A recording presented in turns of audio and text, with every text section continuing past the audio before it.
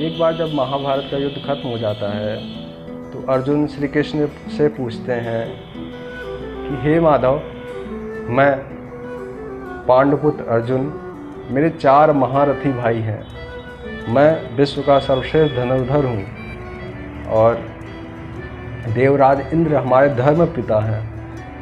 मैंने स्वर्ग लोक जाकर के दिव्यास्त्र प्राप्त किए हैं और महादेव का मैंने साक्षात दर्शन किया है, उन्हें प्रसन्न किया है और उनसे अभय का वरदान पाया है।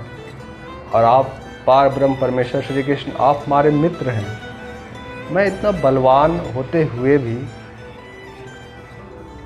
हमें द्रौपदी का चीरहरण हम नहीं रोक पाए और हमारा कोई अपराध ना होते हुए भी हमें वनवास का कष्ट भोगना पड़ा, 1 साल का अज्ञातवास भोगना पड़ा और ना चाहते हुए भी हमें युद्ध करना पड़ा और अपने प्रियजनों का ही वध करना पड़ा और मेरे ही कितने प्रियजन और पुत्र मारे गए। सो हे माधव, मैं इतना बलवान होते हुए भी और आप ईश्वर का साथ होते हुए भी हमें इतना कष्ट क्यों भोगना पड़ा? आखिर आप चाहते तो आप सब रोक सकते थे, आपने ये सब रोका क्यों नहीं? आपके होते हुए भी हमें इतना कष्ट क्यों भोगना पड़ा? जिसके साथ ईश्वर हो उसे इतना कष्ट क्यों?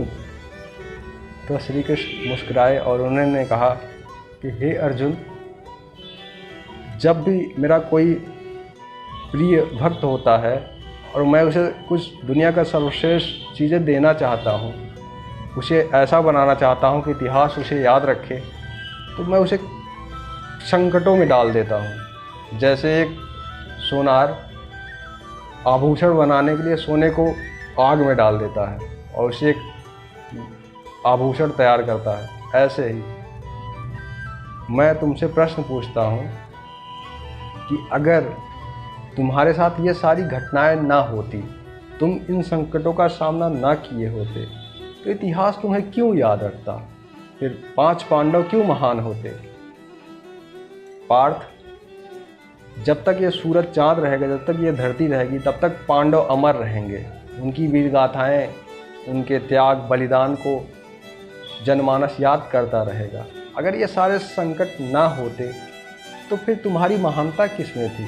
तुम भी सामान्य राजा जन जैसे राजपाट करते, सुखों को भोगते और परलोक को चले जाते, फिर तुम्हारी महानता किसमें थी?